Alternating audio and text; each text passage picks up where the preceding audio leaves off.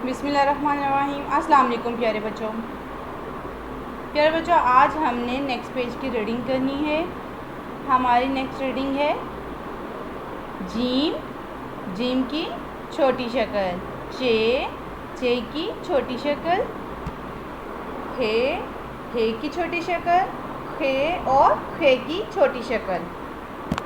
जी तो स्टूडेंट्स, अब हमने जीम की छोटी शक्ल को किसके साथ मिलाना है? अलिफ के साथ। जीम अलिफ जा, इसी तरह चे अलिफ चा, हे अलिफ हा, खे अलिफ खा।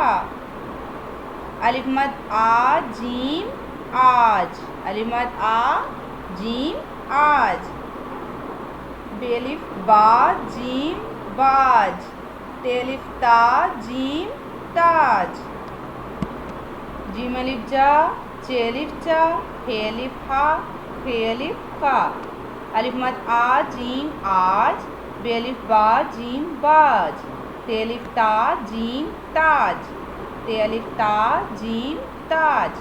ये क्या है? ताज। ताज किसे कहते हैं? शाही टोपी को, ठीक है। ते अलिफ ता जीम ताज। तो प्यारे बच्चों, आपने हरूफ को अलिफ के साथ मिलाकर अपनी नोटबुक पर लिखना भी है। Okay dear.